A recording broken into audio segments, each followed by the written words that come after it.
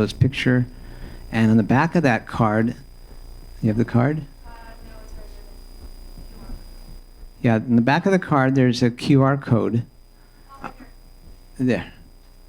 On the back of the card, there's this beautiful QR code, which goes to his new normal website. Yeah, and his Linktree, it goes to his new normal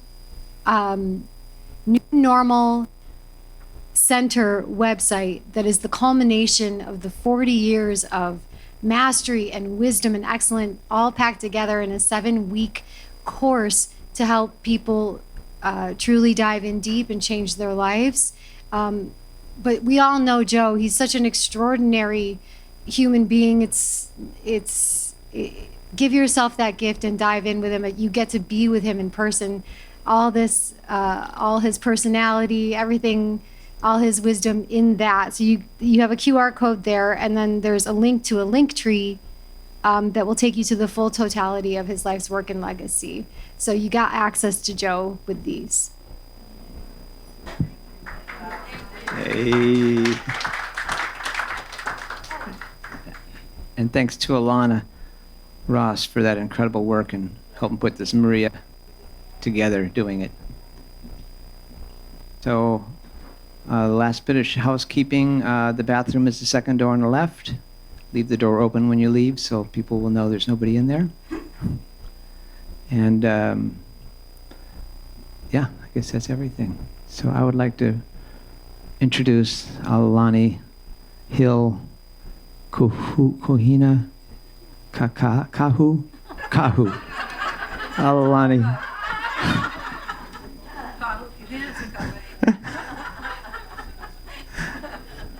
No hablo mucho Hawaiian. Alalani has been our open portal for Shaka events and Earth Days and so many more. So let's give a warm welcome to Alalani.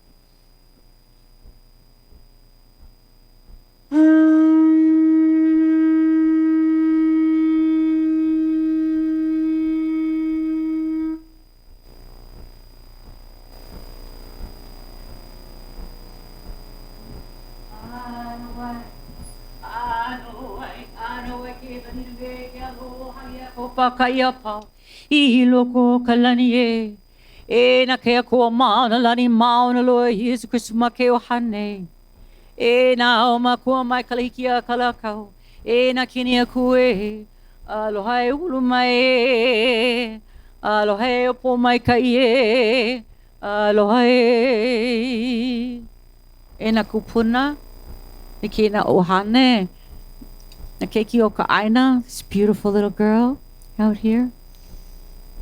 We were there once, and you're going to be continuing this legacy of love. Please repeat with me. Let us take 3 deep breaths.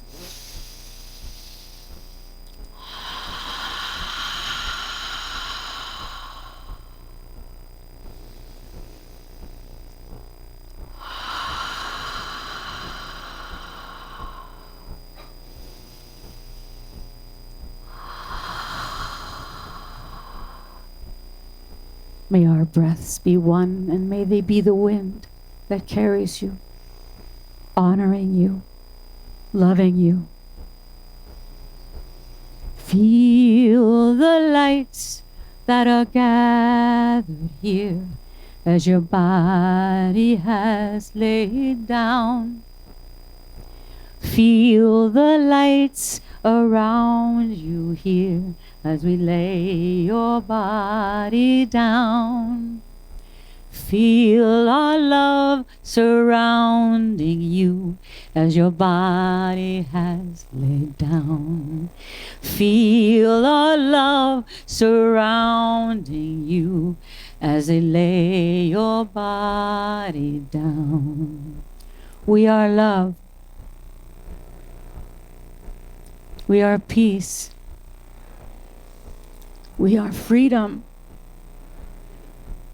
And we all love Joe.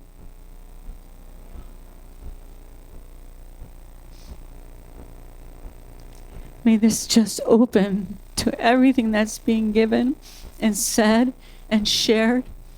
He is here. Joined me back when I was touching his ashes, and he's here.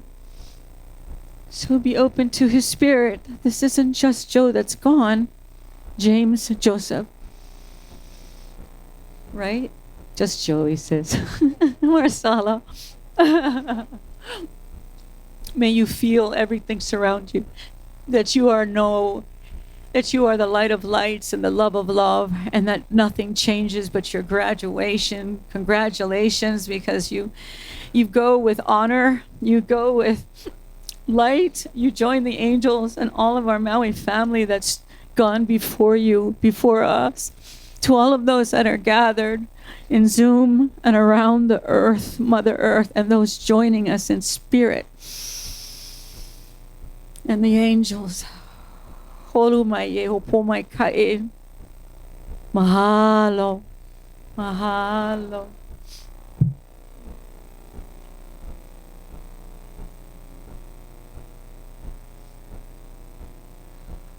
One last thing is, in this bowl, this coalwood bowl near the picture, I've gathered the river mouse and the streams of the highest waters on Maui. Navai Ola, Ia, Wailuku, Waikupu, Waiehe, and Waiehu. Moana, ocean water. Makena, Kaipo, deep ocean water. Anue Kai, when the rain was misting and a rainbow formed, and the mist was falling, arriving into my bowl, of course, to every moon. May we dedicate this moon tonight to you, Joe. May we all carry it on in our hearts. Today is the 4th moon. Kilo, Hoaka, Kukahi, Kulua. This is the night of Kulua. This is the night of ascension, and when we can feel that higher awareness in us. So may you all feel that as well. Mahalo.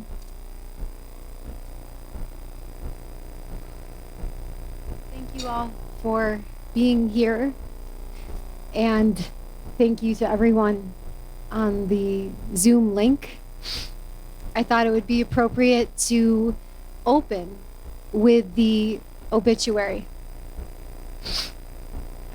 And then we're going to begin to share from our hearts from certain people. And then we are going to stream some of Joe's poignant lectures and hear some of his music. And we're going to kind of weave in and out of sharing, lecture music, sharing, and then we'll proceed with the other parts of the evening.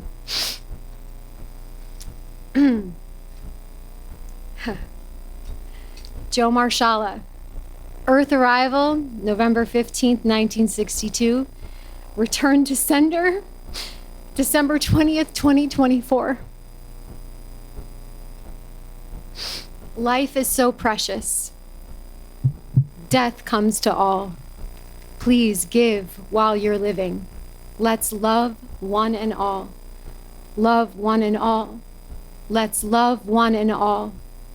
Because the only reason we're alive is to uplift and serve, nurturing everyone, everything here on the earth. From Joe's song, Love One and All. Joe Marshalla, born Joseph James Marshalla on November 15th, 1962, in Bloomingdale, Illinois, passed on from this life on December 20th, 2024. The day of the winter solstice in his warm and loving home in Maui, Hawaii. He is survived by his life partner, 3 children, 5 siblings, and Hanai family.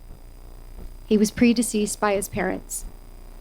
The core principles that Joe embodied and drove his life were love and how to literally make things the best they could be for everyone and everything. These were the golden threads that wove together his every act, from his most personal relationships to his most professional endeavors.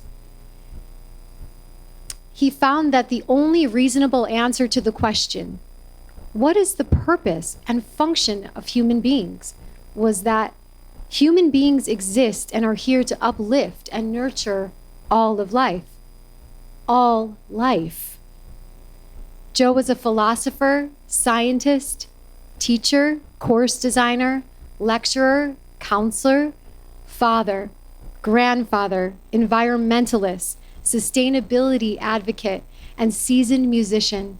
And as he would say, all inside a walking, talking, vibrant, and radiant ambulatory water balloon. Ha!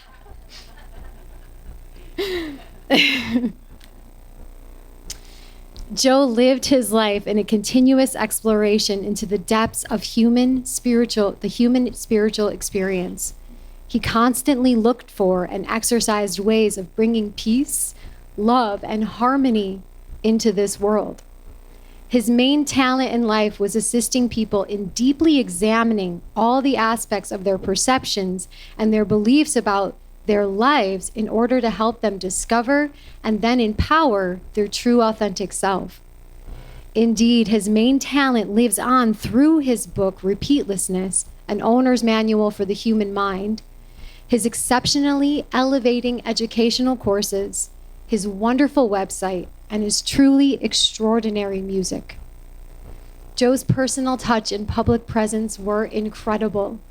Joe's amazing music, voice, stories, and his irresistible, contagious laughter and wonderful sense of humor, the playfulness and joy of his inner child, his unique genius, his being a big-hearted empath, stand-up individual, and a truly great friend, his being a fierce activist for planetary well-being, all of the systems that he created literally made things the best they could be for everyone and everything, from the most mundane task to the most monumental task.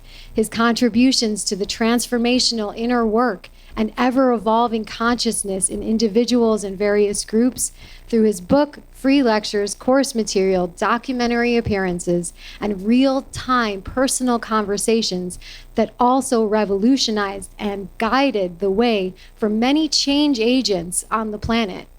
And the list goes on. Dr. Joe Marshalla was a true public servant who spent his entire life assisting one cause or another. From starting the first public school recycling program in Illinois at age 11, to saving whales, rainforests, and old growth forests, to closing a nuclear power plant, starting food co-ops, and stopping water fluoridation in multiple cities, as well as other social concerns. He has dedicated his life to promoting sustainable practices and to protecting people and the environment. His social movement skills came to international attention from being one of the founders of and the campaign director for the SHAKA Movement and the co-author of the Maui GMO Crop Moratorium. Joe Marshalla, PhD, was a leading expert on the development of the human personality and its perception of reality.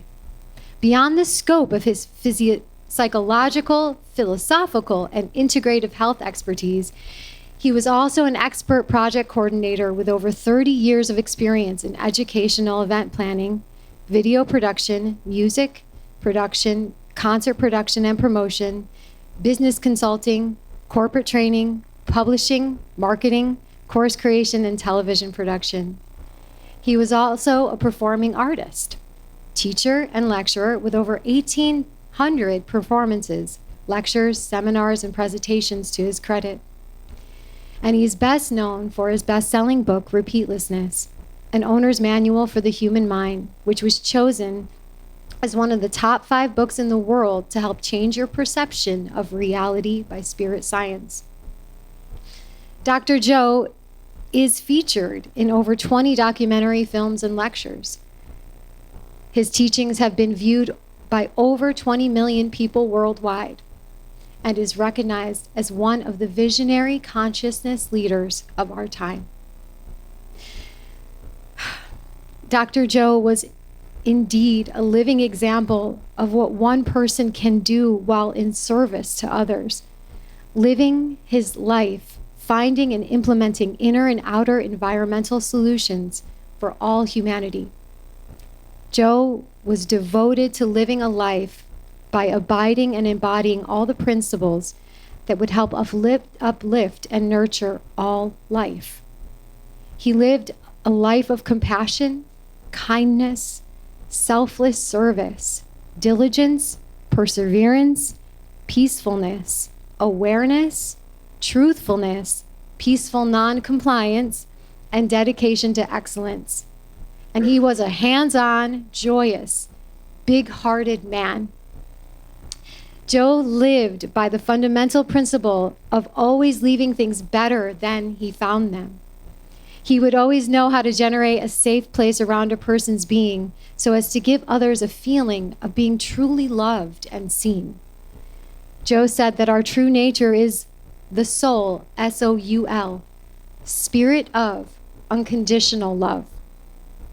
Joe was a living example of how life could be lived on the planet and of how we can be the best we can be for everyone and everything. He was the embodiment of the possibility of the kind of life one could live and the kind of world that we could build together. I'm living my life for what I want to see in this world. I'm giving my life for all that's right in this world. Extending my life for all who need in this world. Expressing my rights as a sovereign being in this world. And I'm helping everyone and everything because there's nothing else for me that has meaning. From Joe's song, Living My Life. Thank you, Joe. We love you. You literally left the planet better than you found it, as well as everyone and everything that you touched. And your legacy will live on through all of us. Fly free, Joe. Back to the one.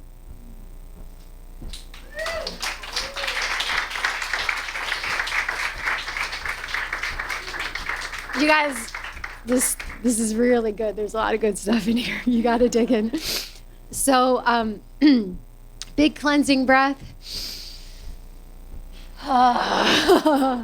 And Joe's older sister and his mom, Lala, lovingly called Lala, we'd like to invite you up to share.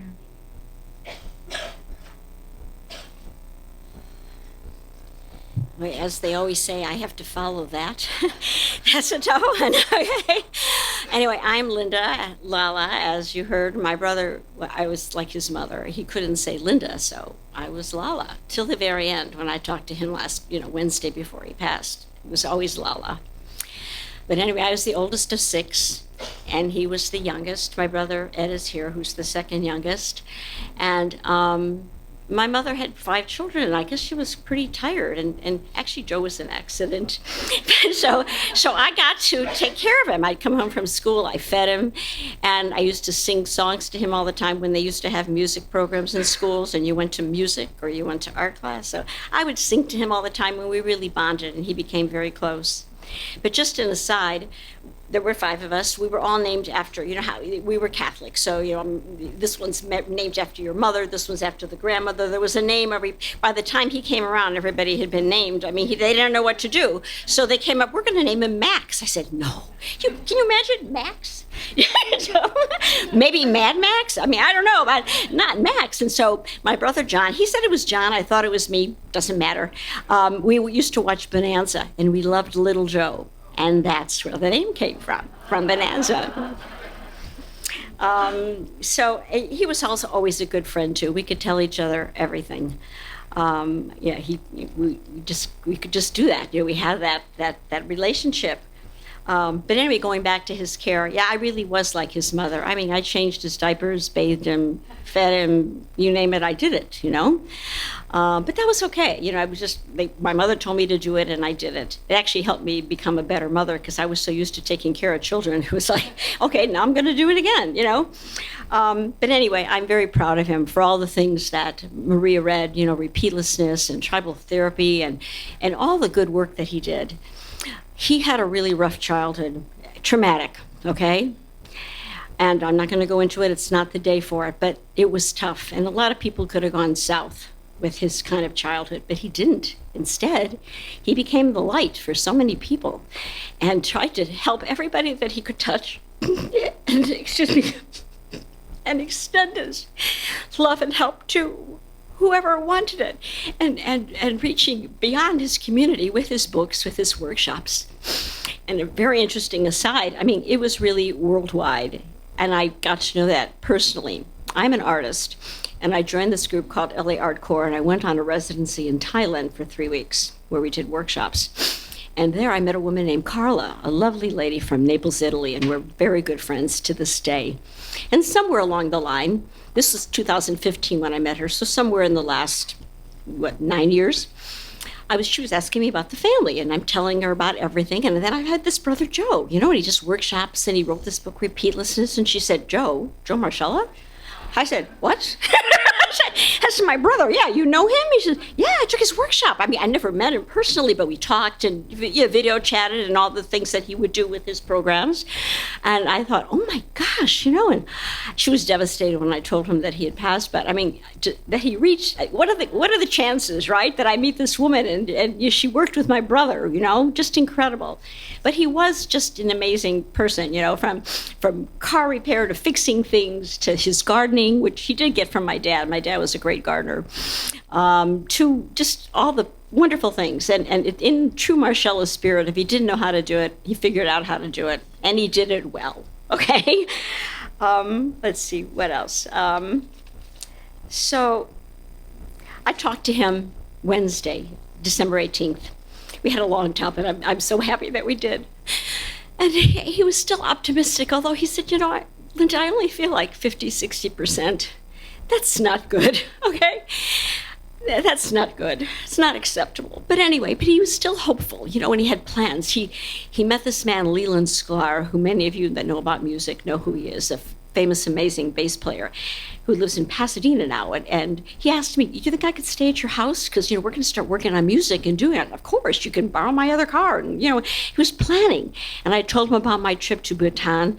And he says, yeah, I'm living I travel a lot. So I'm living vicariously through you. I hang up the phone, and as he gets within an hour, this 60 minutes thing on Bhutan, he shared with me, And he was talking about going to Greece with Maria because her family's from there. And I mean, he was just always totally optimistic.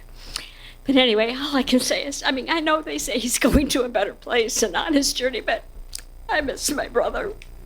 I can't hug him, I can't talk to him. And it's hard, but I hope he's happy wherever he is.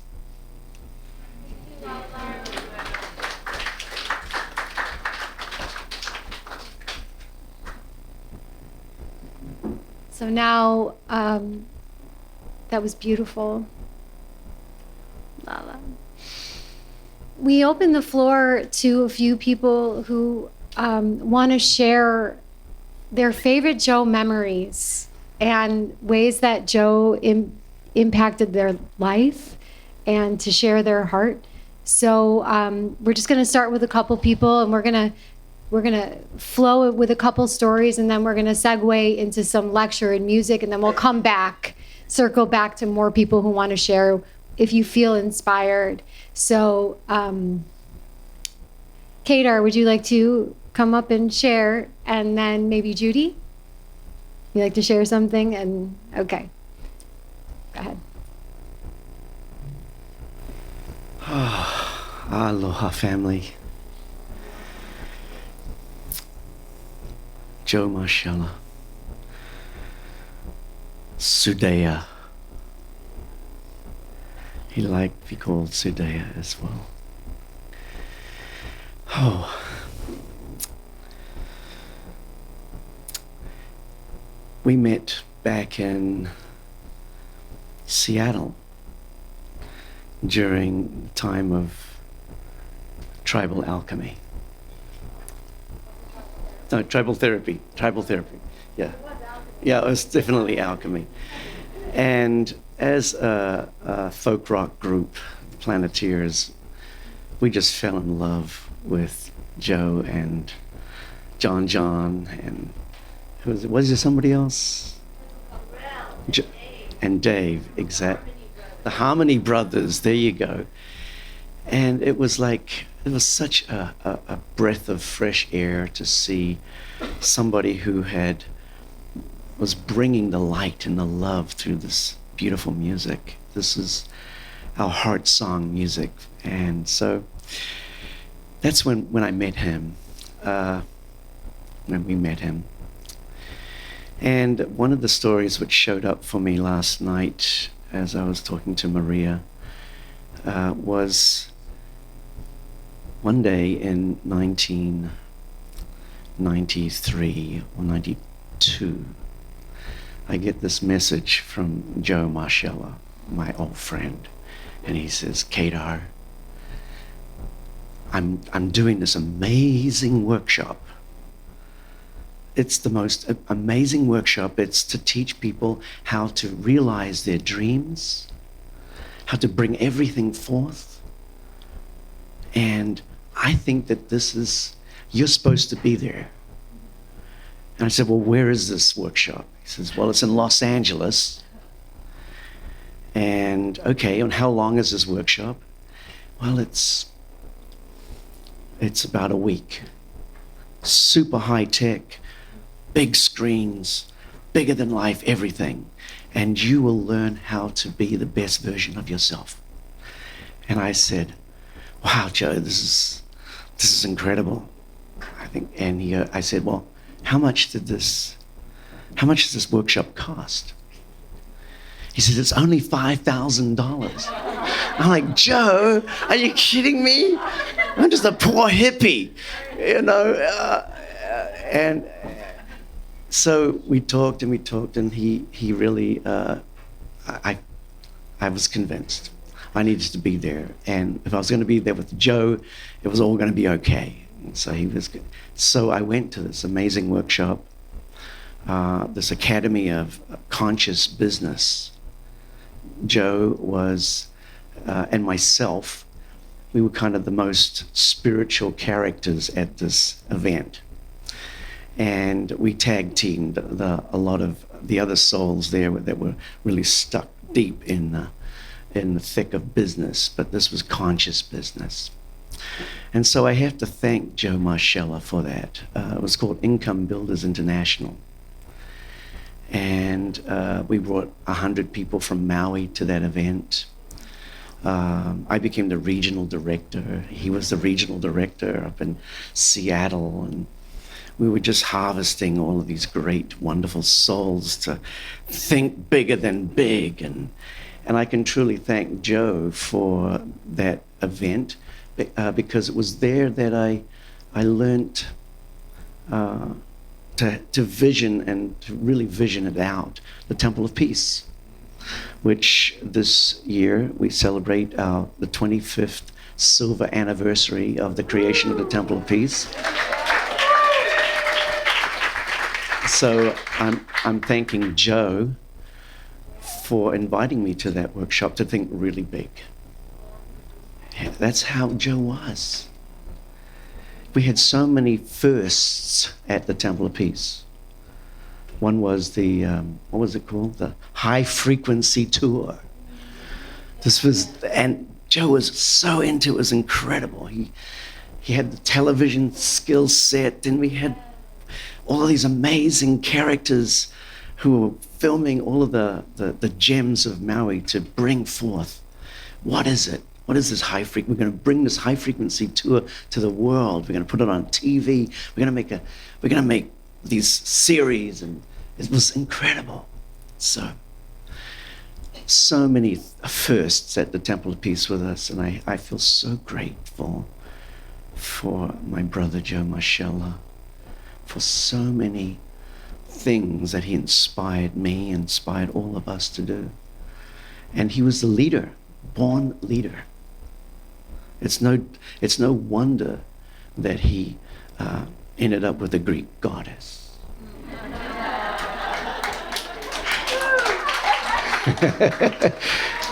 He was a bit of a god himself, as you well know.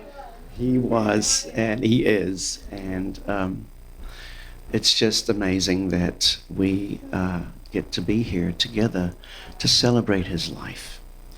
So I thank you so much. I thank you, Joe. Thank you for being that inspiration in my life, and the one who, whenever he would come to me, would always lift me up. Go higher. Go higher. You can do it. What's plussing? Yeah, that was one of the things that we learned at this big workshop, was how to plus. Plus, it's like the idea is when somebody says to you, such and such, this is my idea, and blah blah blah blah, this and that. You don't say, oh no, that won't work. No, you can't do that because, or but. So we learned, whenever anybody has a brilliant idea, you plus it. You plus it, and it says, and it's yes, and we can do all of these things. Joe was that person. He was the embodiment of that person. We went against the biggest chemical company in the world, and we won. And it was Joe. It was Joe whose brilliance. Yeah. So to have the opportunity to walk with my brother in this lifetime was the greatest honor. Thank you.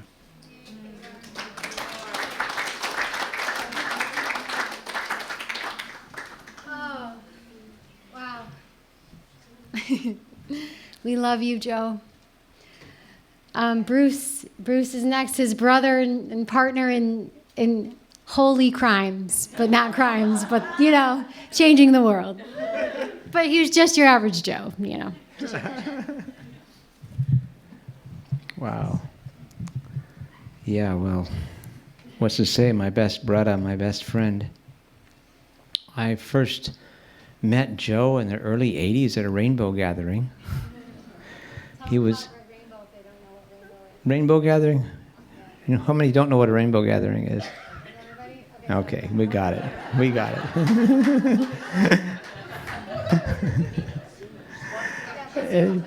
Oh, for the Zoom people, yes. Okay, Zoom people. The Rainbow Gathering is the biggest, like, alternative culture festival in the country every year out in the wilderness area of different national forests across the country. Been going on since 1969, and Joe and I loved to go to those back in the day, and so I first met him in the early 80s as a young kid, and he was selling an acronym bumper stickers, like fear, false evidence appearing real. That was my favorite one. Fear, false evidence appearing real. I don't know. No bees, no food. No bees, no food? He made up a bunch of them. I don't know which ones he started. He started a lot of stuff. Yeah, I met this just amazing whiz guy. I didn't know that was Joe, but it wasn't until we got together and said, Joe, was that you back at the Rainbow Gathering? Oh, yeah. And I met him in my years in Seattle in the late 80s, mid-late 80s. He was part of running a peace festival. It's in the concert in the park. And I used to go to those and attend and sometimes helped out with sound. And I saw Joe running around being a part of it, but I didn't know that was Joe until he was in Maui, really with his high-frequency tour that came to the Temple of Peace. that I really made the deep connection with him there and said, oh my God, you're an incredible being. I want to get to know you. I would be so honored to be your friend, you know, to such brilliance. I mean, there's just certain people in the world, you know, that I've had a chance to be friends with, be close with. You know, Robert Malone was one of those people, just brilliant, and say, wow, you changed my life, to have the opportunity to be your friend and be your brother. Nassim Haramein and Joe Marshalla is another one of those brilliant minds you can geek out with and just go deep in all subjects and endlessly down those wormholes. So Joe was here, and I invited him in 2013 to sing some songs on the stage at Earth Day and be our MC, because he's quite the MC guy. And there I was at Earth Day, and the next day was Monday. We were cleaning up, and I was super tired, and I was waiting for the truck to come for the very last thing to take the stage away. And I just decided, I'm going to crash out on this stage, and they can wake me up, because I'm finished. And I went to sleep on the stage, and while I was on that stage, with all the energy that had been there, I got this whole vision, download, dream coming into me. You know, and I saw the whole lineage of, you know, writing a law against Monsanto, and, you know, and gathering people to get the signatures and having all these big events and marches and rallies and finally winning. And I saw this whole piece, and I woke up from that and I said, oh my God, you're not asking me to do that, are you? I mean, isn't there somebody else better than me to do that job? Come on, God. So I came home, and right on that sofa right out there, Joe and Satya were sitting there. And I told them this whole download I got, you know, and I said, like, wow, we see that vision. Yes. Joe said, I want to do that with you. I want to write the law. I'm going to move here from Austin. In about 2 months, I'll be here completely. And I said, great, we got a room for you. Let's do it, brother. I can't believe this is the stupidest thing I've ever thought of doing.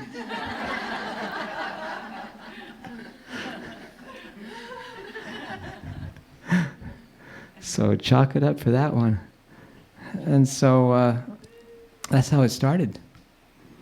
And, you know, I told Joe, I need your brains to do this, man. I need to geek out and really figure a lot of things to figure out how to write a law we'd never done, and meeting with environmental lawyers. And we started out, we called it, instead of the SHAKA Movement, we called it the bowel movement.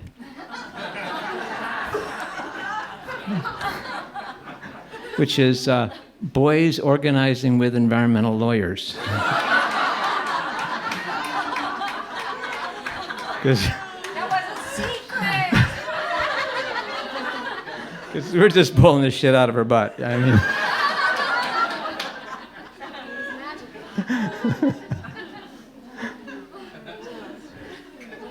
and Joe came up with SHAKA Movement, you know, sustainable Hawaiian agriculture for the keiki and the aina. For the children in the land, for those on the Zoom. And yeah, that was the beginning of it. And many of you guys are a part of that and know the rest of that whole story. But, you know, Joe got to live with us here, and, you know, he really put his heart and soul into it. I've never seen anybody go so OCD. High vibe OCD. Everything he touched, he did 100%. He didn't hold back. He went completely. He stayed up until 4 a.m. was his normal thing he did. And, you know, way past us. And when it got late in the room, or the vibration wasn't right, he'd pull out his guitar and sing a song, you know. It's just like, oh, a concert hall. It's so great to hear that and be a part of it. And the funny thing was, when Joe moved out of that little kiosk that we offered him, a little teeny mandala home down there in the corner of the property, he moved out, and guess who moved in? Maria.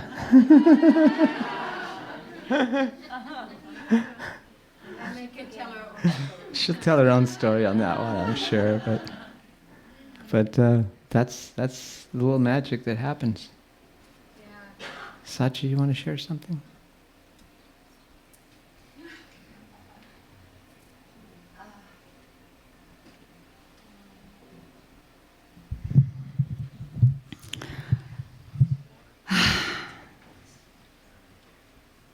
So beautiful to see all of you here. Wow. And so many beautiful memories we have together from Shaka.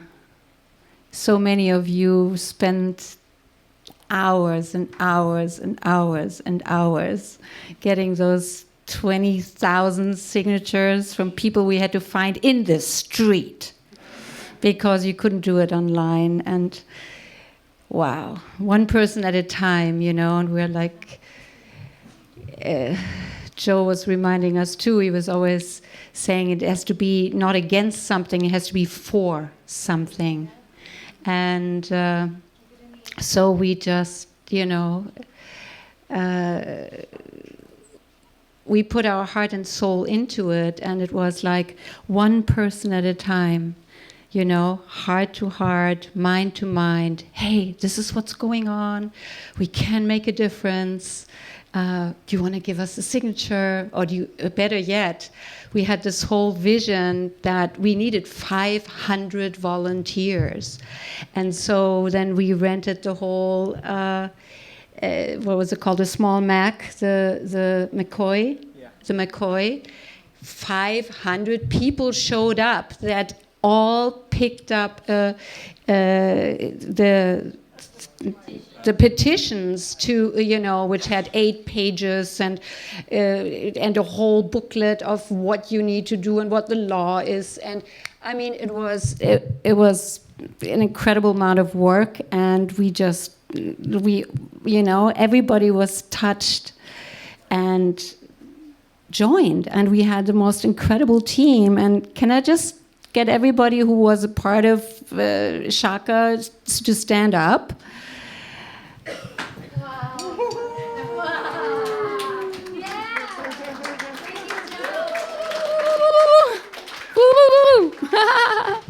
Thank you so much. Yes, and I hope we'll also hear some other stories of people whose lives have been changed through that movement, which I just heard a beautiful story of yesterday. And we ended up in the mayor's office, remember? You tell that. So, yeah, so many stories. One little one was we had yard signs planned out, and they, you know, they were going to come from Bali, and they didn't come, and it was getting really late, and they came, and Bruce unpacked them, and they made a mistake. It wasn't done in centimeters or inches, but in millimeters. And he quickly said, I think I need to lie down right now. He had to put up his feet just to stay conscious. And he was just lying there, right there on the carpet. And Joe and me kind of looking how he was doing. And Joe right away, I don't know, it didn't take him more than a minute, he said, you know, when you have lemons, you have to make lemonade. So he said, I got you, don't worry about it, we got this, no problem. The idea that he had right away was to get these huge sheets of magnets and glue them to these little 8 by 11 signs. And he turned them into car magnets. And we slapped them on hundreds of cars, and they went everywhere around the island. And everybody was curious what those things were and what they were saying. So it couldn't, you know, it was more effective than what we had in mind initially. And so that's a good example for Joe, you know, just take it and make it better. And brilliant mind, incredible, open, big heart. And like Bruce was already mentioning, when we would lose steam at midnight, he would whip out the guitar and I would dance around the living room. And then we were good for another couple of hours. but he outdid us anyway. He would at 2 we would be like, I think this is it for us today, and then he would go on until 4. And that for a year and a half, and I don't think there was any day off. And yeah, so it could be fun one time to just have a little, to have a gathering of all of us and just tell the stories, because that was actually one thing that now, having sold my store, we had talked about wanting to do, sit on a couch and tell all the stories from that time, and just record that. But there's so much alive amongst all of us, so many beautiful memories. So let's do it and get together and have like a SHAKA evening and bring our memories back from that. Yeah, Joe, I consider you one of my closest, most beautiful friends, and I'm honored and thrilled to have spent that adventurous time together. It was absolutely amazing. I love movies, and I didn't see one in that year and a half. We were in the movie. So, yeah, there's a lot of us here who have beautiful memories, so I'm going to encourage you, though. It doesn't matter if you speak a minute or 2 minutes, but the more people we can hear from, the more we can feel you and your connection with Joe, whatever that may have been, is really beautiful if you share. And I know a lot of people are sharing on the Facebook page. I did a share there, and so there's more, yeah.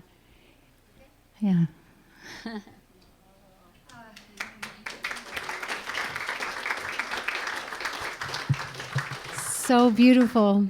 So Bruce is getting some clips of Joe's poignant lectures, some really juicy, loving ways to remember him and to feel him here with us. So while he gets that ready, I'm just going to read 2 of his little Facebook posts that really just sum up Joe, and you'll feel his essence, and I think are quite wonderful. Some reflections after one of my death experiences. All our troubles and pains are for what? One can tell me all types of new age hoopla about it, but in the end, the real end, when you're actually there, you either remember all the beauty of your life or all the pain. So do whatever is necessary to free yourself from the pains, sorrows, and regrets, so that your transition from this experience to the next is as beautiful as all the beautiful things that have ever happened in your life.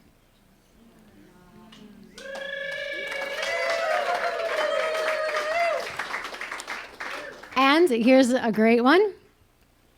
Solutions are found in unrealized possibility. Yet, unless one holds to be true that anything is possible, regardless of all the data collected thus far that would indicate otherwise, then one denies the possibility of anything is possible, which puts us 2 steps back from the solution we want to be moving forward. Yay, Joe. And then another great, we'll do this one. When you really get repeatlessness, when you really open to the concept and get it, then you no longer try to recreate anything in your life. A flavor, a mood, a meditative state, an orgasm, anything. You simply be with what is, because that's all there is. The rest is just imagined. But what is constantly emerging, fresh and new. So when what is enough, when what is fills your being so that you can be at peace as you are, with nothing needing to be changed or fixed, then and only then can self-love and self-acceptance truly begin. So give yourself to yourself. Give yourself the gift of freedom to be okay as you are, so that you can begin being a human being as opposed to a human doing.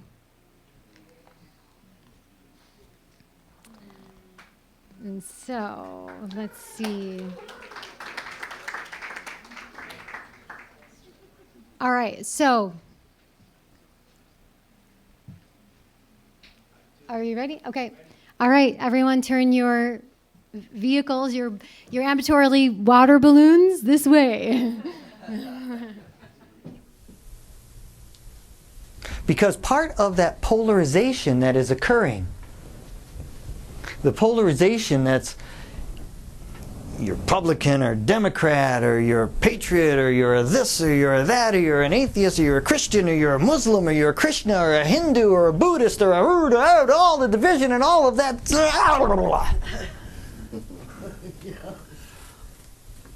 All of that polarization. And you trying to convince the other side that they're wrong and you're right. All of that is just a bunch of biochemistry that's flying around, a bunch of neurons that are flying around. It has absolutely nothing to do with being here and now in the repeatless moment. It exists only in the mind, and it is perpetrated to get you out of this moment where you are aligned as the Aboriginal people were in what we call the ecocentric reality. You have the ecocentric reality, you have the anthropocentric reality. The anthropocentric reality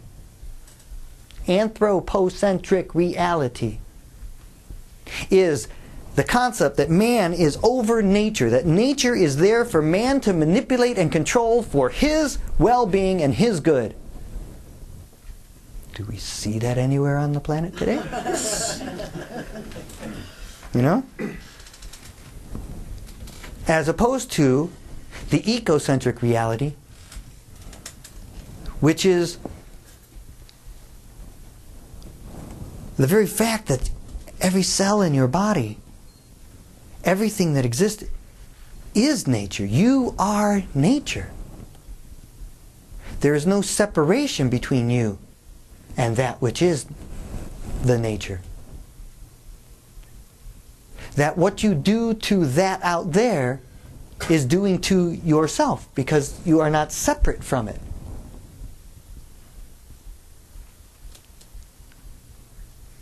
And so in removing oneself from these polarizations and working towards unification and the understanding of the oneness of the being that is here. Extracting oneself from these polarities, grabbing hold of that fire hose, keeping your mind circling around this chug-along reality and keeping focused on the fact that we are all here to generate peace and love and happiness. That's why we're here.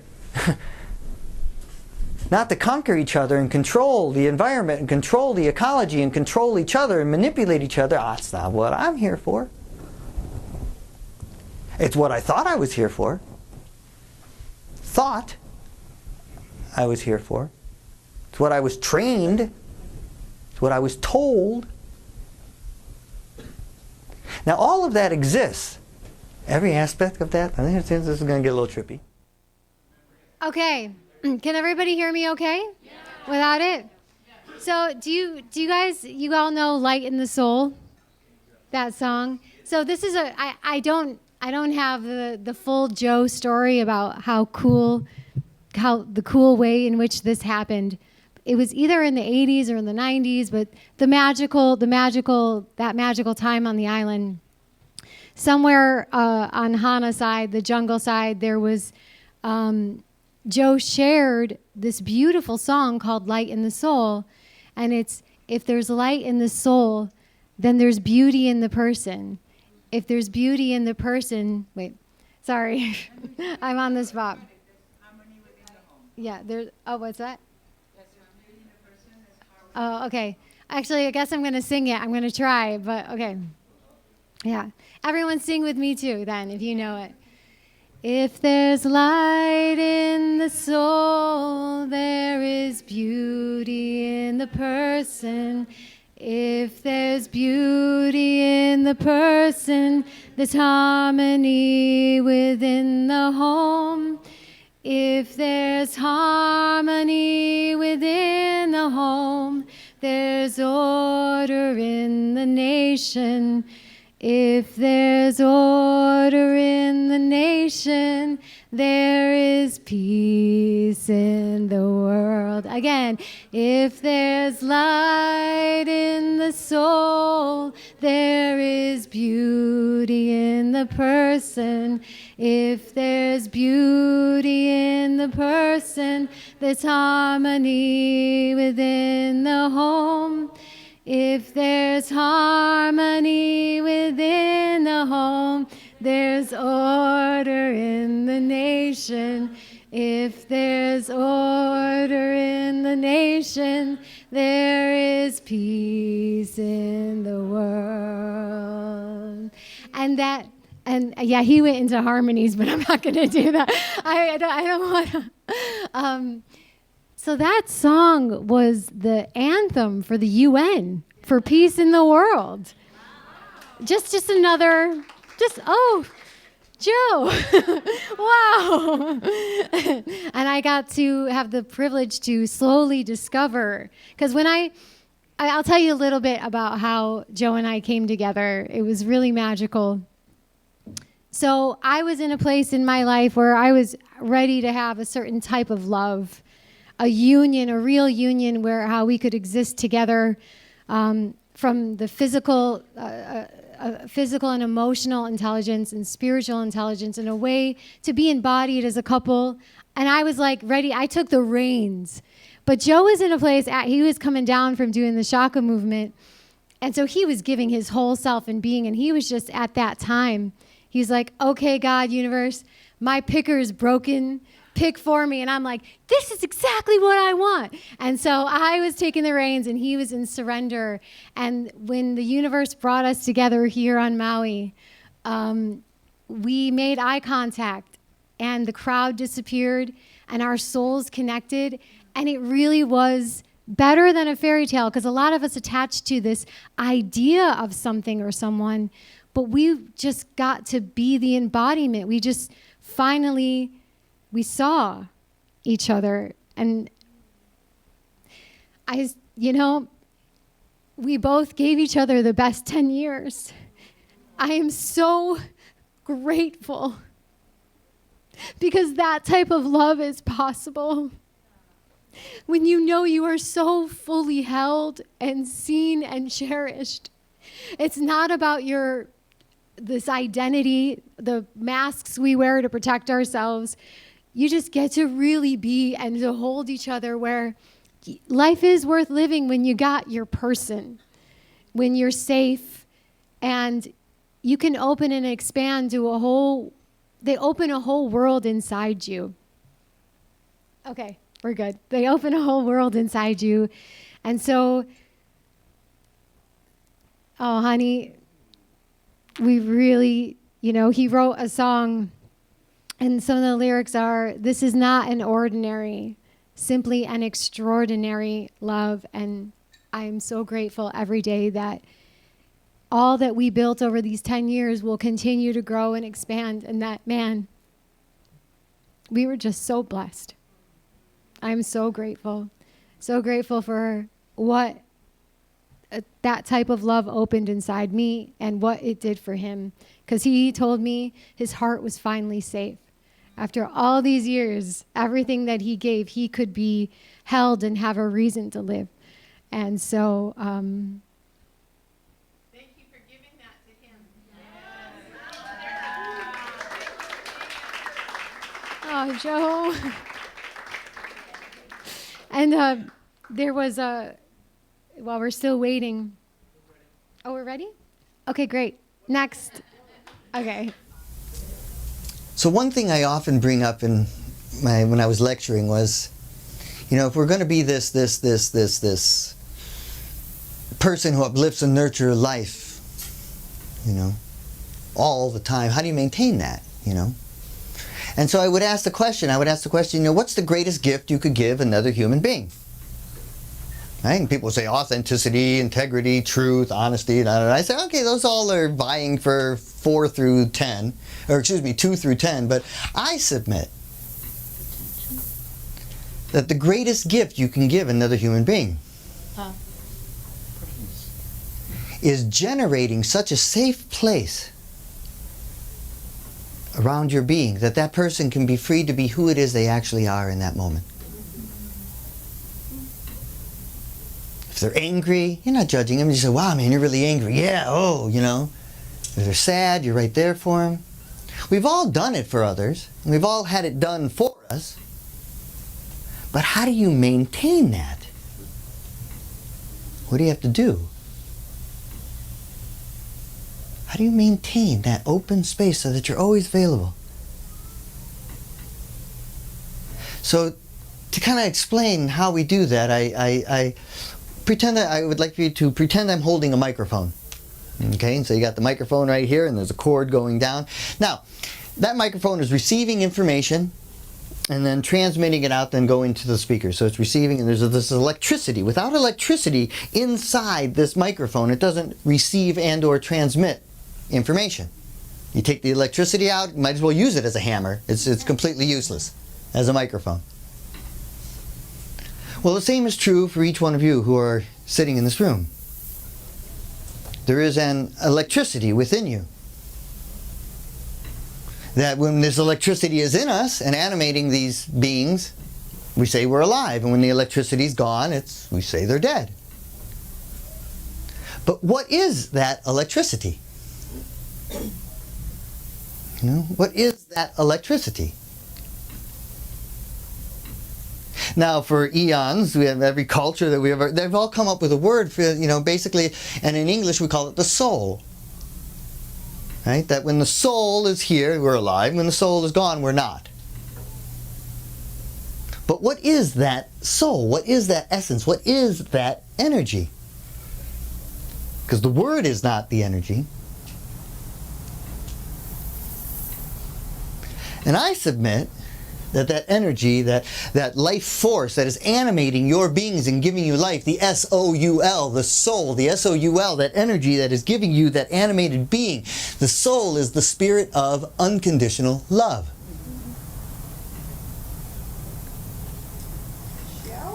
That's what you are. The who, I'm a businessman, or I'm a mom, or I'm a store owner, or I'm a whatever, that's all the mind. But that the what you are is the spirit of unconditional love. Now, if you are capable of focusing on that, to getting out of the story of the who, but focusing on what you are, when you're really imbibing that and you truly are the spirit of unconditional love, because that's what you are, then you automatically are the greatest gift you could ever give another human being. There's no doing. It's just being what you are.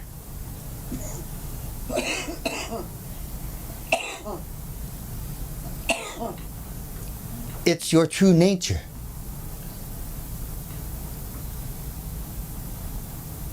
Now, when two or more people can live in that present here now space and identify with what they are and not who they are, and they are together as spirits of unconditional love, then they get to experience peace,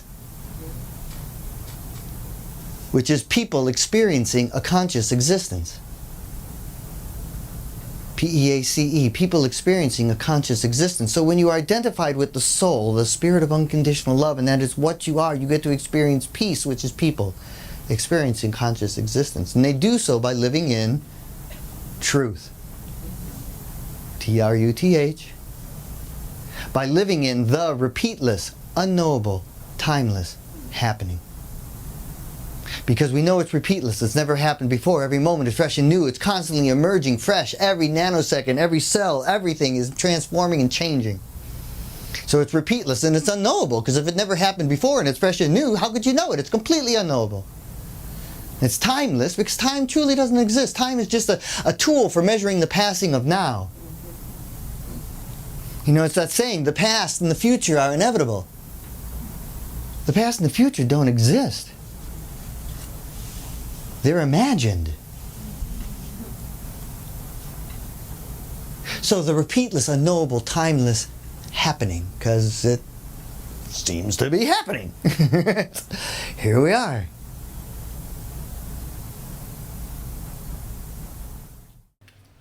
Classic Joe. So we've got more clips from his lectures and music coming, but we have the good fortune of having some of Joe's daughters who want to speak. I'm not sure which one or which ones, but we'd like to invite whoever wants to share over here to please speak and share. Hi, everybody. My name is Ramana Marshalla and Joe Marshalla. And there are so many things that I want to share and say, but I do want to keep it light and short because I'm in so much deep grief that I don't want to kind of fall apart here with everybody. My dad was very much in and out of my life. And I know that was because he was on a continual search to spread love more deeply or more far in this world. And at times, things were difficult because I really wanted a dad here, with me. And I do know, though, that in everything he ever did, he never once meant to cause anyone harm. He lived his life truly to try and lift people and love people and heal wounds that either he or others had. And I keep having all these amazing memories of when I was a small kid and the things when we were living in Roosevelt, the things that he would teach me. And I remember when we were kids, we were raised like total hippies and would go to the tribe house and go to the rainbow gatherings and wear tie-dye and everything. And, we were raised vegetarian and all the other kids at school were like, what's that? Anyway, he instilled in us from a very young age some things that I hold very true and dear to my core moral values. He taught us when we were young to pray to a flower or pray to a tree before we would pluck a leaf or pluck a flower so that we could get permission from its soul, permission from its energy. And we had to wait to hear a response from the plant if the plant was willing to give its life to become a part of ours. And he taught me to be extremely curious and to really, really question that face value is just one side of things. And I think that that's something that he has, from what I'm hearing, kind of taught a lot of people in his life. And I think that that's something that the whole world could really use some of. And a message that I hope people continue to spread in his memory, that what we see is what we see. And that everybody has something completely different.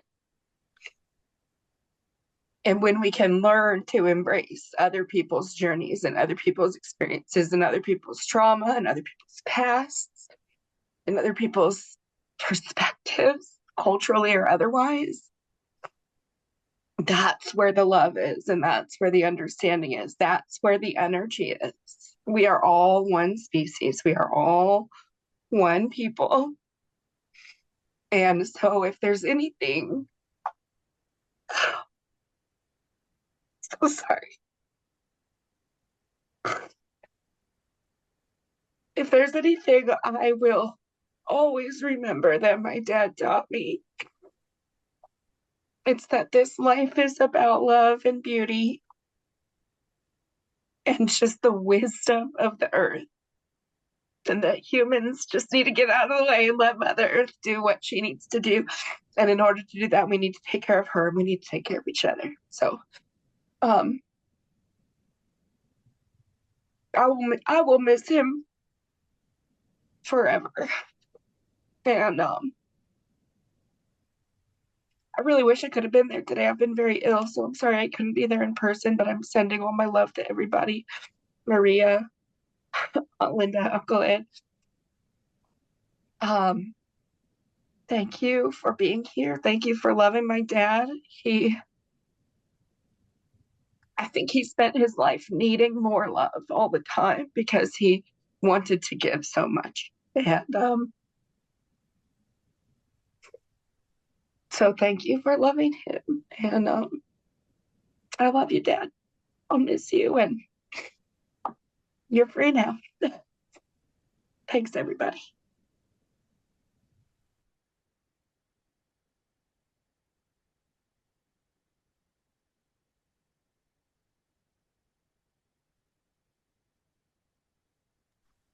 Thank you for sharing.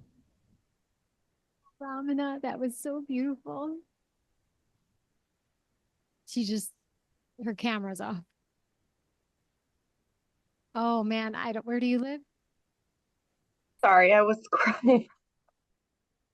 Thank you, Maria. And thank you for putting this together. And I'm glad we've connected recently. Thank you. Love you.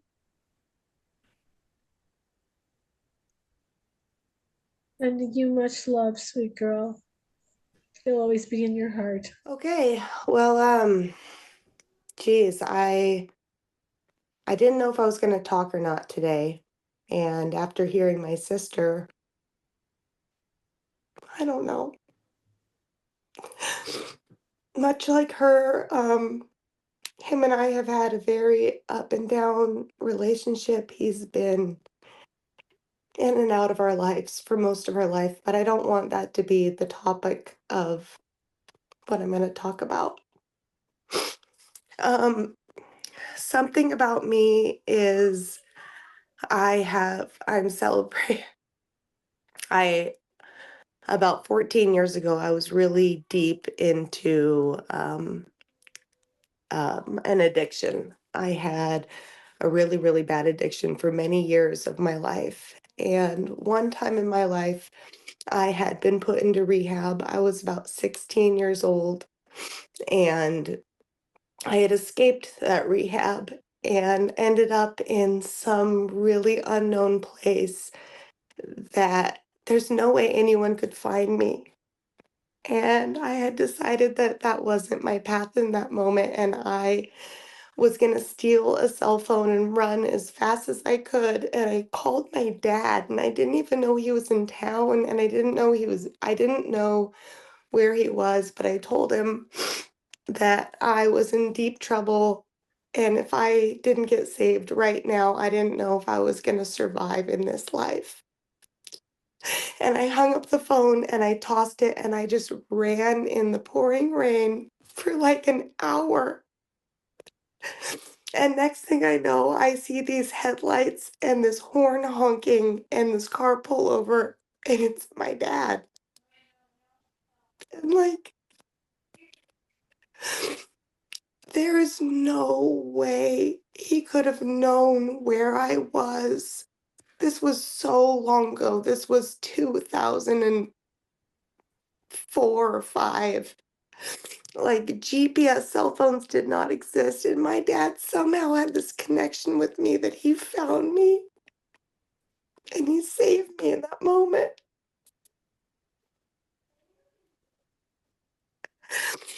And that is something that I will always remember about my father, that like when I was in the deep depths of needing him, he was always there, and I never knew how. I never knew how he knew exactly where I was or when to call or what I was going through. And I always really hoped that that moment would come in this part of our relationship where he would know that, like, right now I did need him. And I needed him to call. And I was waiting for that point. And before we got to that point, the world had a different ending for him. And I will always feel like I missed that moment.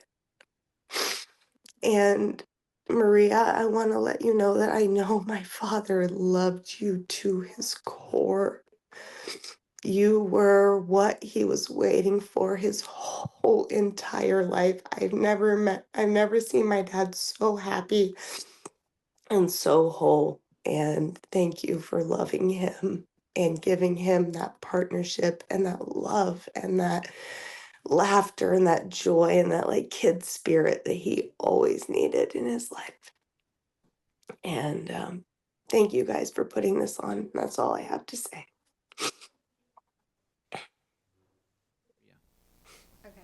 Is there anybody else before we move to and namaste, Ramana, Shanti, everybody, I love you. Joe does too. He can feel you. He's here. Before we move on to music and some lectures, does anybody else here feel like they want to share something? Okay. Oh, okay, Judy, Miss Judy.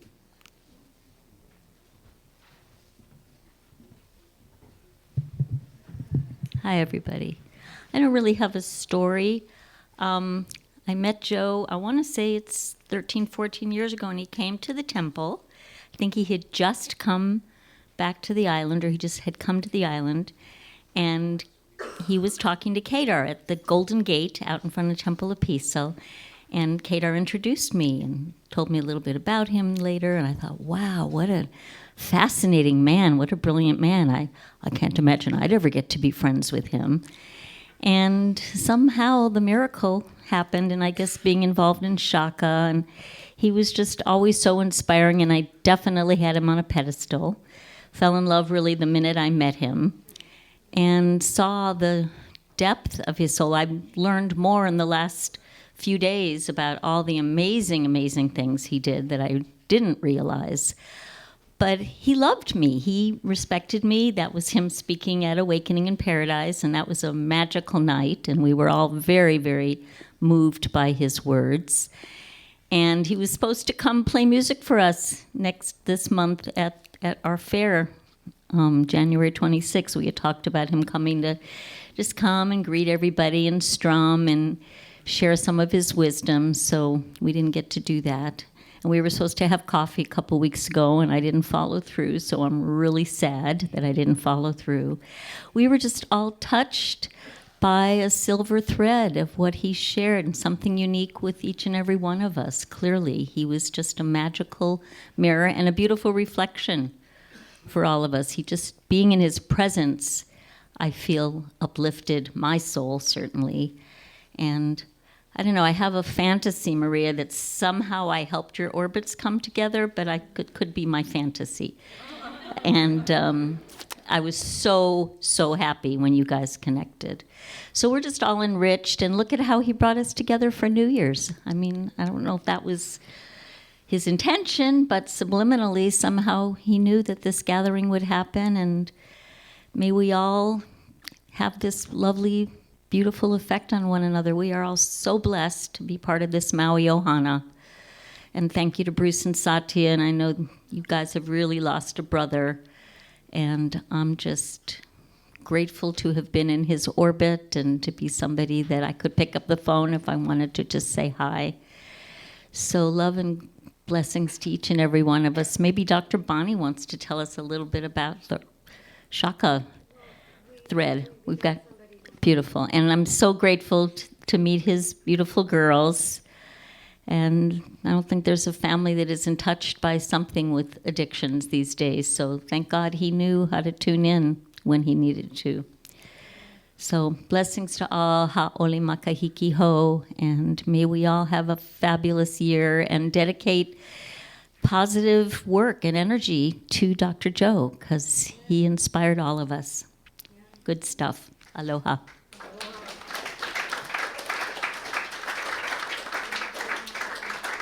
I believe we have a family member's brother.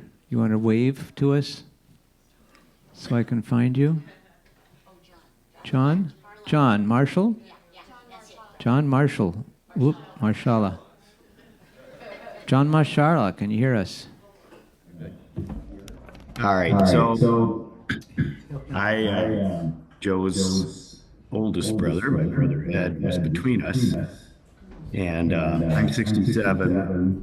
Joe, of course, was 62, and we grew up together on Medina Road in Illinois, and played. We had cousins a couple houses down, and played a lot of baseball, hide and seek in the dark at night between the houses. And as you can tell, a lot of my memories of Joe are from his childhood and as an early adult in college and coming out of college. And we didn't have a strong relationship probably the last 15 plus years for a number of reasons. But as him growing up and an older brother, we had some great times. And I remember there was a big amusement park, Adventureland, that my other siblings that are on would remember that we would go to all the time. And I had a mini bike, and he got excited about riding the mini bike with me. And I think eventually got himself a motorcycle. So he went up to me. But a lot of good memories growing up, and I thought I'd share some of those just so those that didn't know him then would get a glimpse into his life growing up. He sent me I found looking through some stuff. I was home over Christmas, and I found a card that he had made out of about 10 pieces of paper and putting just I don't know if you can see this, but putting little like pictures on there with what he was writing. And I won't take you through all of it, but it was just he was in about his first year of college, and he was just saying something like, "Watching you grow up has been one of the best learning experiences I've had." And I've shared this with my brothers and sisters and with Joe's daughters, but just share a few things from that. So anyways, like I said, the mini bike thing, we caddied at Medina Country Club carrying golf bags. We all earned a Evans scholarship, which was a scholarship, paid tuition and housing. And then you'd work a meal job at a fraternity or sorority on campus. So at U of I, he went there, and I think that's, I'm trying to remember, but well, anyways, that we all get the scholarships. So he was mentioning that he got involved in skating and scouting and gymnastics and bodybuilding, and studying, and all these things that he was commenting in the card. And a little bit about a little dog, Bitsy, that we had that followed me home from an environmental camp when I was in junior high that we had growing up. And basically just that. And that's pretty much where I'll leave that. But some other things I remember, and I don't know if my brother Ed's on the call or not, but I was the older brother, and then there was Ed, and then there was Joe, and there were some times where Ed and Joe weren't getting along for whatever reason, having a quarrel or something, and I was the older brother, so I kind of was protective of Joe a little bit, to Ed sometimes. But Joe, because he was younger and a little smaller, and getting in arguments and things were frustrating to him. He was a smart guy, and he just tell you a couple jokes. I remember he said to my brother Ed, he said, "Something will be missing from your room, and you won't know what it is, but you'll want it. And when you can't find it, that's what you're going to get for treating me like that," or something to that nature. And what he did was a few days later, we would play these baseball games, like I said, in the neighborhood with my cousins. There were about 5 of them. And my brother Ed could not find his baseball mitt anywhere. Well, Joe had hit it so that he couldn't go out. And that was his way of kind of saying, "Don't mess with me, because I can do things even though I can't stand up to you all the time." And so that was kind of funny. And then once I remember he had a calendar, and he wrote on the calendar, he says, "Ed got in after midnight," and he was remembering the day and the time so that if he needed to, he could tell my brother he was going to tell my parents that he got in after midnight or something like that. So a few things that I remember thinking back and reflecting on our life growing up, and those are probably some things his daughters have never heard, at least, that I thought was worth sharing. But Joe was a caring individual, and obviously we're hearing a lot about that, tonight. And he's my younger brother, and even though we didn't have a close relationship for a number of years here, obviously I miss him, and I regret that we didn't have a closer relationship. But there were just a number of things that came between us, I think, a little bit, and it's unfortunate. And I hope that one day I'll see him again. And I just I'm praying for all of you that have lost him as a friend or family, that in time God will comfort you with the good memories that you had in time sharing with him.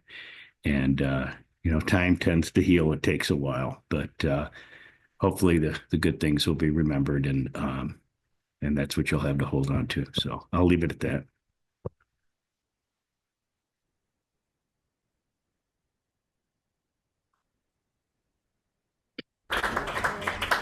Appreciate that. Thank you. And then we'd like to hear from Maria's mother, Gloria. Georgia.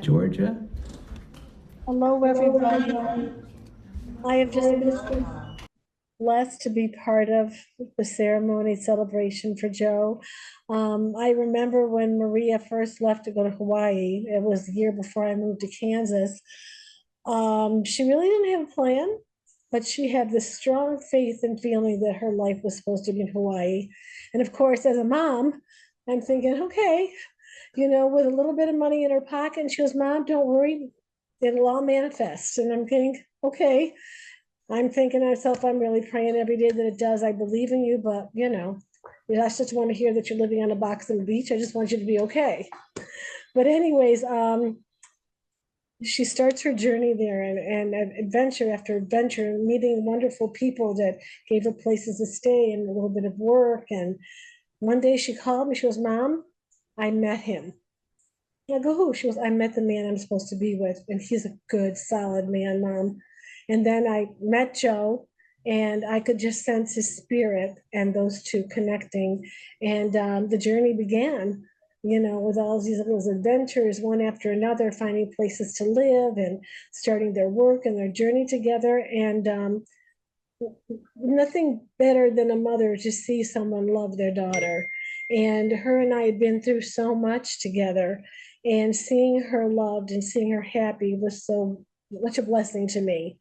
And I remember when I came to Hawaii to visit and met Joe actually in person for the first time, he gave Maria and I so much space that we needed to talk and work through things that we needed to. And it was so magical. And I remember when he started taking us every day, we had a plan to go somewhere. And we went to the beach one day, and he goes, Georgia, this is where Facebook happened for us. My family and the Maui family, we were here. And this is where we all shared our lives together. And it was a wonderful time of our lives. And then, every day he would take us somewhere new and exciting. And I got to know him, and just seeing their lives together was just very special for me.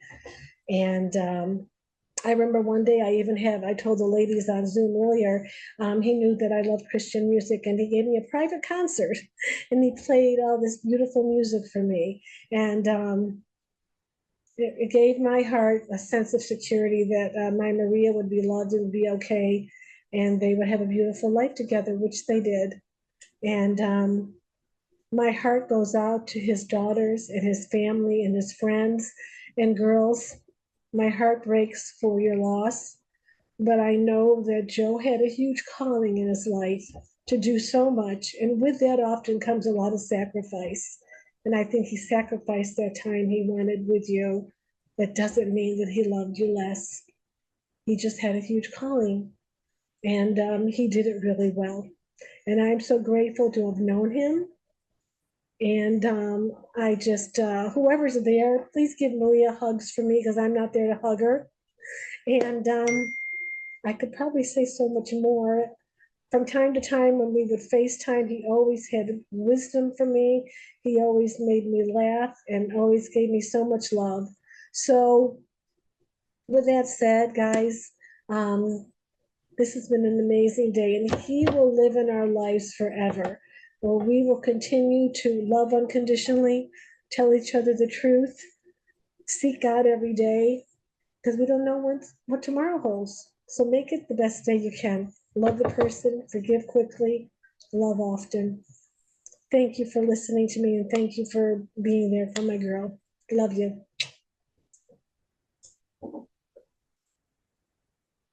Thanks, Joe. Loved you too. I love you. And so now we're going to segue into, I believe this is Nami's favorite song ever. But for everybody here in the family, this is signature tribal therapy song, What a Day to Begin. So Bruce is... All right, here we go.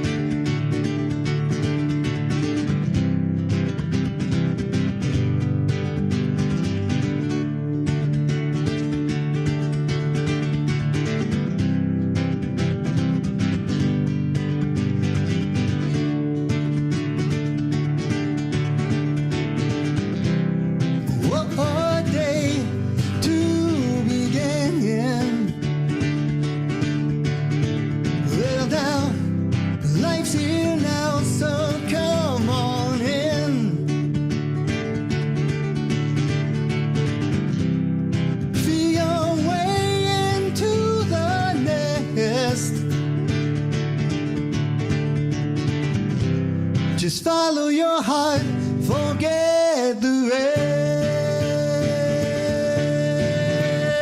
rest. 'Cause we are the heart and we are the soul. The sum of the parts is always the whole.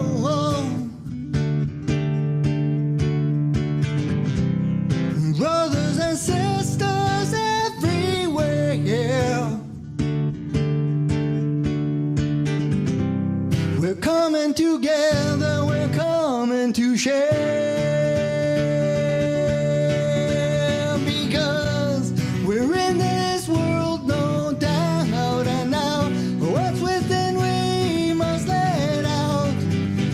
Our babes grow older every day, and we owe ourselves this other way. I say now, our children need a place to stay. Hey, hey. So I say to you, what a day to begin. Well now, life's here now, so come on in. Feel your way into the nest.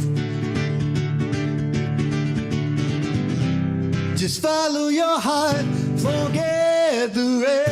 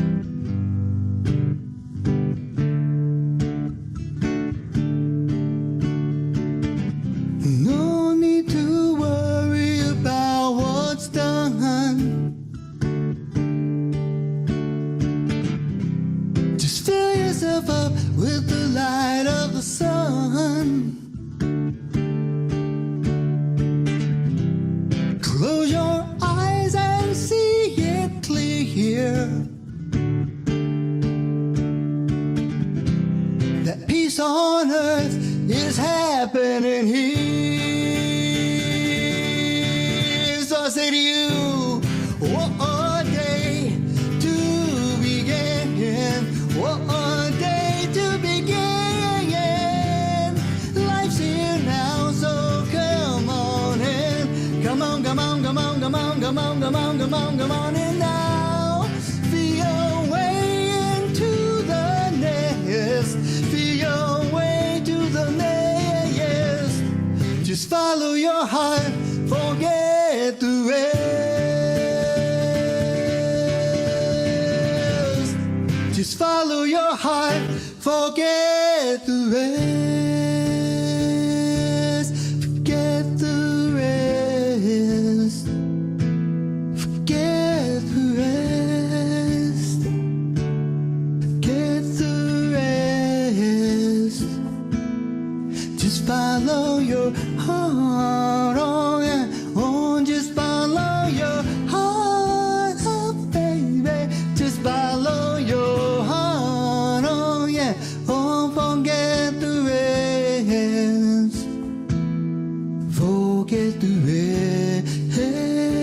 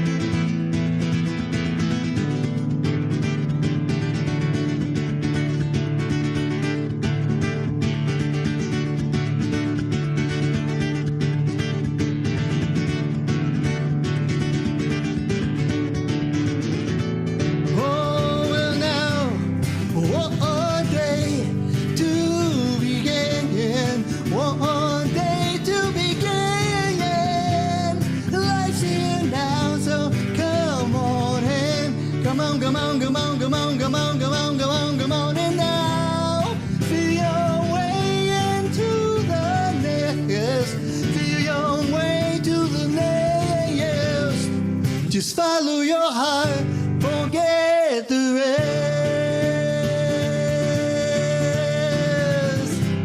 Just follow your heart, forget the rest.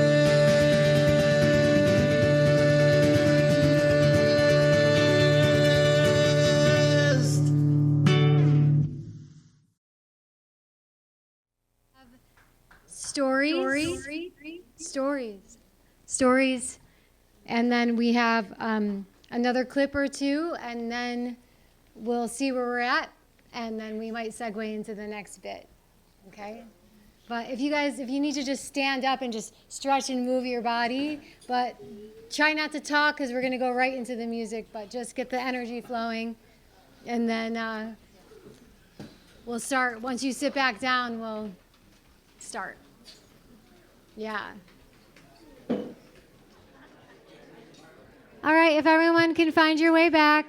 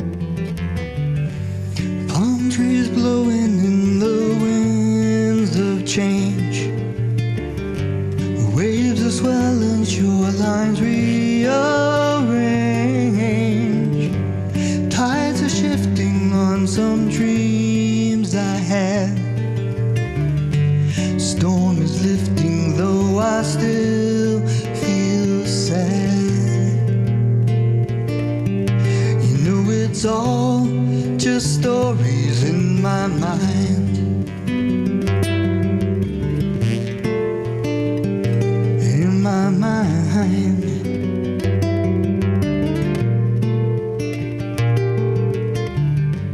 Coals are burning in my passion fire. Leaves are turning, seasons never tire. Geckos sounding to confirm the truth. Rain is washing away my troubled youth. You know it's all just stories in my mind. Yes, it's all just some stories in my mind, in my mind, in my mind, in my mind, in my mind.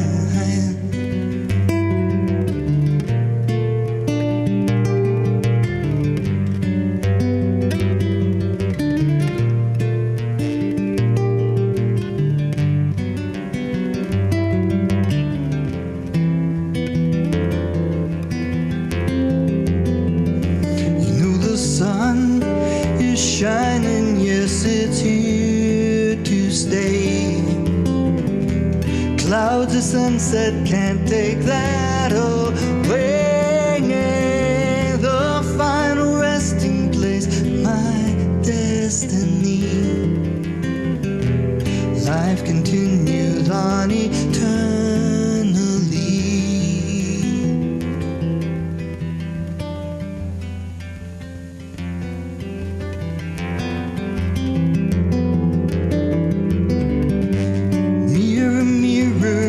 That me I see, a court jester fool rejoicing in the glee. I questioned who I am and what I should do. The change is constant, this I know to be true. The rest is all just stories in my mind. Yes, it's all just some stories. Yes, some fairy tale, very long wind stories. Yes, it's all just some stories in my mind, in my mind, in my mind, in my mind, in my mind, in my mind, in my mind, in my mind, in my mind. Just trying to keep my brain cool while I unlearn all the school.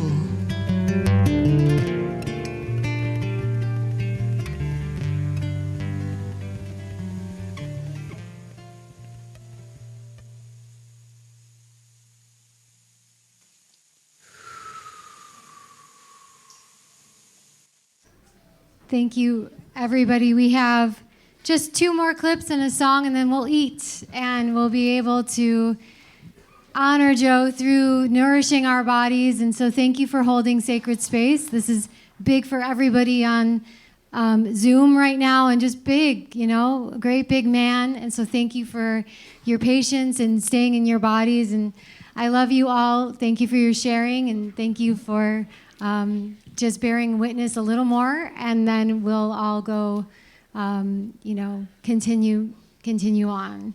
So we've got next the 2 ways to move energy. The 2 ways, different ways to move energy. It's a fun lecture. And with that same concept that I shared before, you know, from the beginning of time, literally from whatever was the Big Bang or God did it, whatever, but from that beginning to right now, and from right now forevermore, there will never be another you.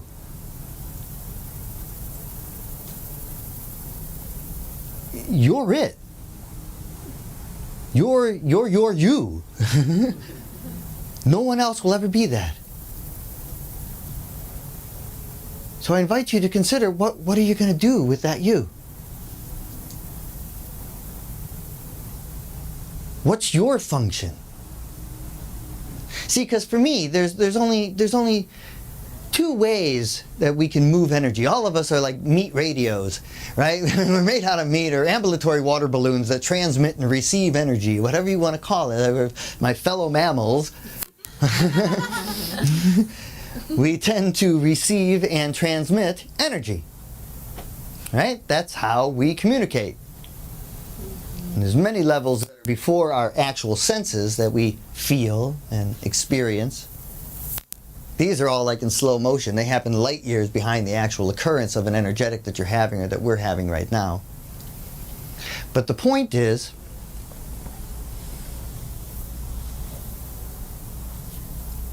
what's your function? And inside that function, if you are receiving and transmitting information continuously, radionic being, we can actually measure it. It's like a huge donut that wraps outside your body and then comes back up your feet. And it used to be, up until just about 8 years ago, they could only measure it only 12 feet. And there was a 12 foot high and 12 feet going into the ground and 12 foot around, this big donut that wherever you walked, you had this electromagnetic field. Well, now we know it goes as far as 51 feet. I say it goes for infinity, but we can measure it. So all of us are blending our beings right now, and we're radiating energy and we're receiving energy. But I say there's really only two ways that we can, when we are wielding the energy, when we are directing it, there's only two possible ways to do that. And I characterize them as one as sorcery, and the other one as wizardry. And the easiest way to express that is that the sorceric way, when you're wielding your energy, it is for the good of yourself at the expense of others. For the good of oneself or one's tribe or one's community at the expense of others. That is the sorceric way of moving energy inside this biosphere we call life. And the other way, the wizardly way, would be for the good of everyone at the expense of no one.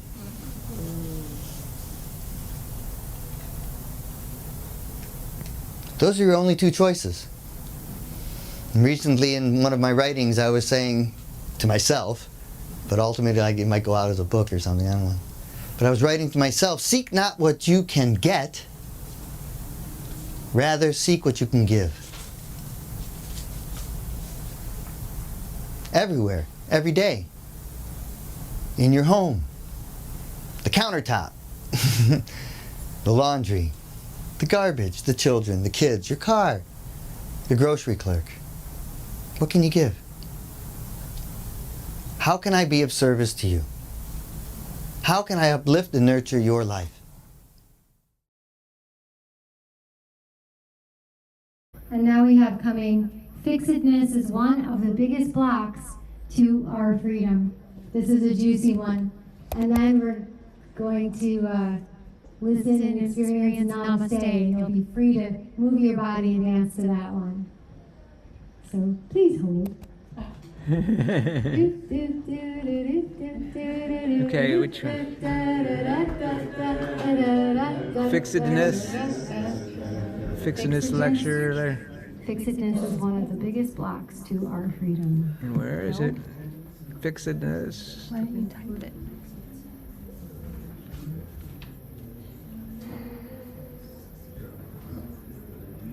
Yeah. Right there. So one thing I often bring up when I was lecturing was, you know, if we're going to be this person who uplifts and nurtures life, you know, all the time, how do you maintain that, you know? And so I would ask the question, you know, what's the greatest gift you could give another human being? Right? And people say authenticity, integrity, truth, honesty, and I say, okay, those all are vying for 2 through 10, but I submit that the greatest gift you can give another human being is generating such a safe place around your being, that that person can be free to be who it is they actually are in that moment. If they're angry, you're not judging them. You say, wow, man, you're really angry. Yeah, oh, you know. If they're sad, you're right there for them. We've all done it for others. We've all had it done for us.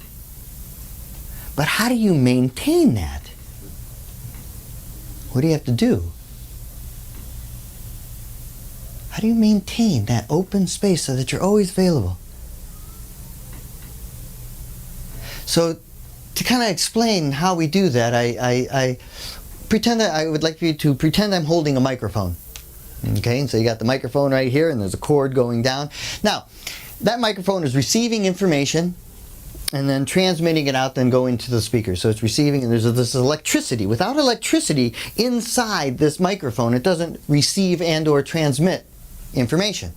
You take the electricity out, you might as well use it as a hammer. It's completely useless as a microphone. Well, the same is true for each one of you who are sitting in this room. There is an electricity within you.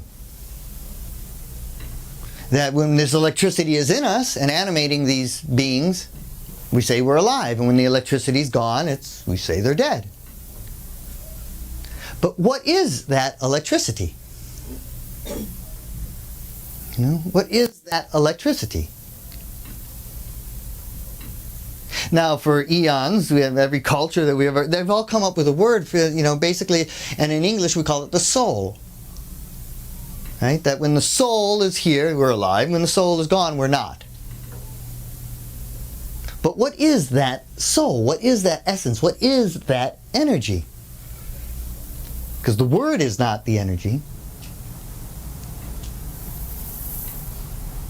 And I submit that energy, that life force that is animating your beings and giving you life, the S-O-U-L, the soul, the S-O-U-L, that energy that is giving you that animated being, the soul is the spirit of unconditional love.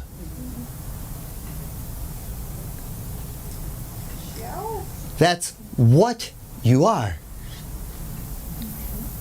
The who, I'm a businessman, or I'm a mom, or I'm a store owner, or I'm a whatever, that's all the mind. But that the what you are is the spirit of unconditional love. Now, if you are capable of focusing on that, to getting out of the story of the who, but focusing on what you are, when you're really imbibing that and you truly are the spirit of unconditional love, because that's what you are, then you automatically are the greatest gift you could ever give another human being. There's no doing.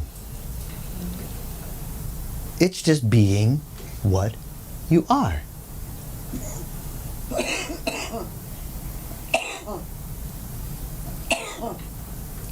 It's your true nature.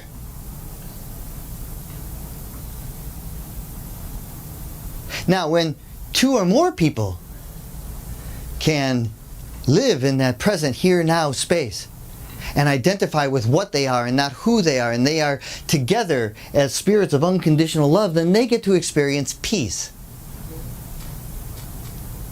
which is people experiencing a conscious existence. P-E-A-C-E, people experiencing a conscious existence. So when you are identified with the soul, the spirit of unconditional love, and that is what you are, you get to experience peace, which is people experiencing conscious existence. And they do so by living in truth. T-R-U-T-H. By living in the repeatless, unknowable, timeless happening. Because we know it's repeatless. It's never happened before. Every moment is fresh and new. It's constantly emerging fresh. Every nanosecond, every cell, everything is transforming and changing. So it's repeatless and it's unknowable, because if it never happened before and it's fresh and new, how could you know it? It's completely unknowable. It's timeless because time truly doesn't exist. Time is just a tool for measuring the passing of now. You know, it's that saying, the past and the future are inevitable. The past and the future don't exist. They're imagined. So the repeatless, unknowable, timeless happening, because it seems to be happening. Here we are.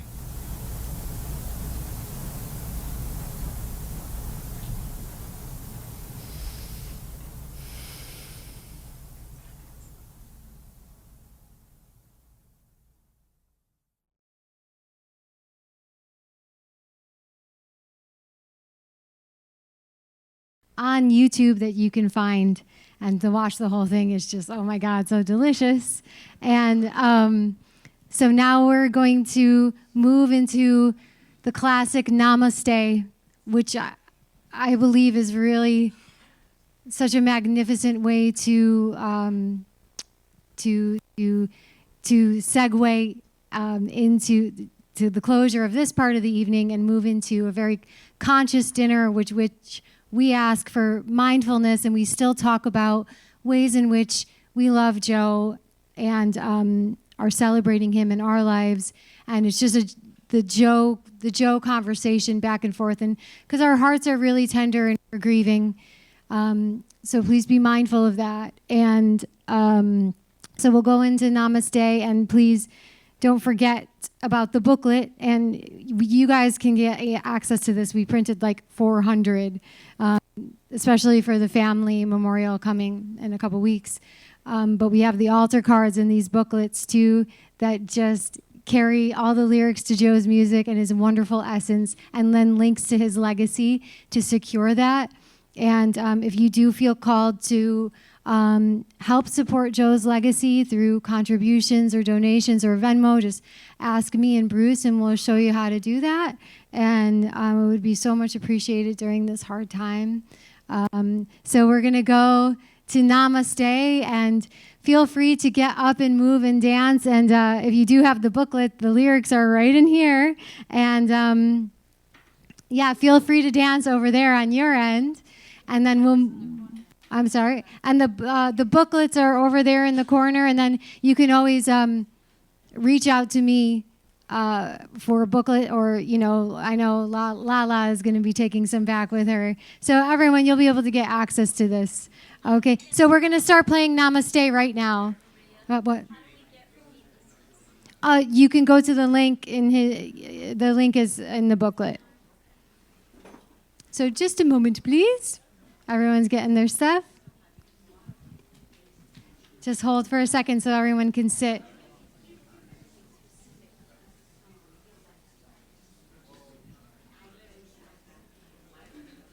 Wait. If we could just have everybody not speak right now, we're going to finish off.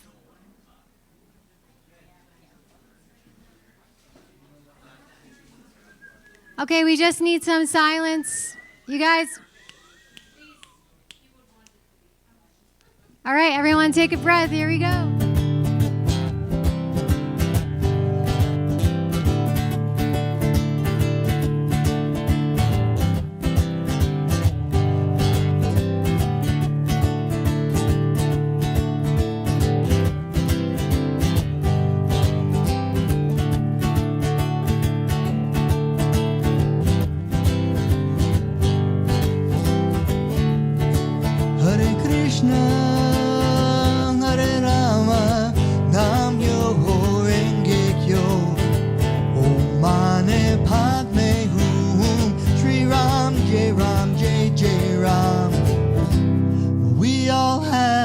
Different way, and it doesn't matter which one that you play, 'cause it's who you are, not what you know, that is the thing. And now what works for me might not work for you, that's okay, 'cause it makes no difference what you try. Do with love, they all lead to the other side of life,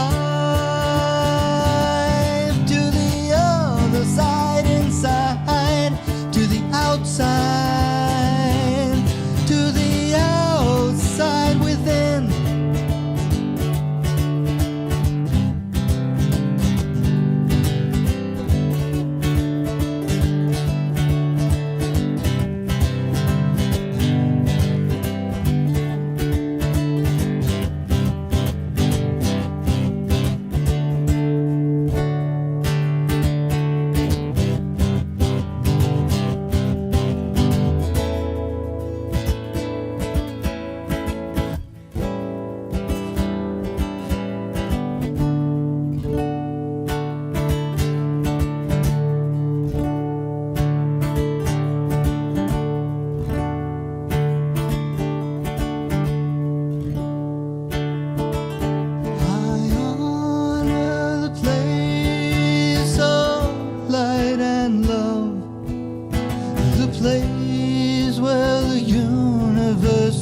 resides.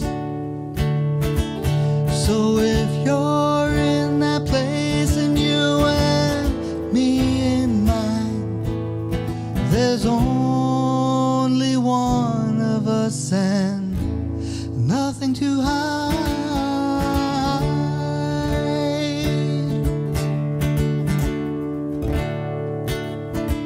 So namaste, all my friends of earth. Please know that we're all unified. And the truth is that love is all there is. The rest is just a state of mind. Just a state of mind. Namaste, namaste of mind. So aloha, peace be with you. Om Natapi, I say shalom. Our Father, Hail Mary. Om Namah Shivaya. We all have a different way. So namaste, all my friends of earth. Please know that we're all unified. The truth is that love is all there is.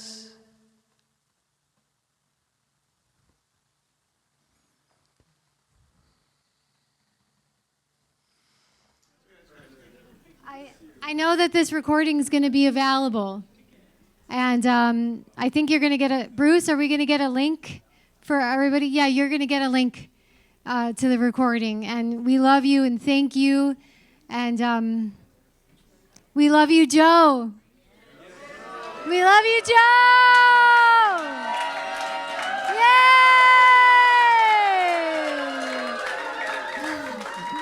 We love you, baby! We love you!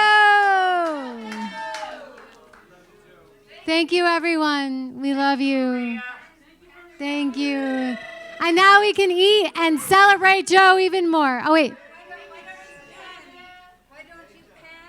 Oh. Well, there was like a lot more people, but they're outside right now. This whole room was filled. Yeah. Yeah. Yeah. All right, now we eat with mindfulness and let's share Joe stories. Love you guys. Thank you.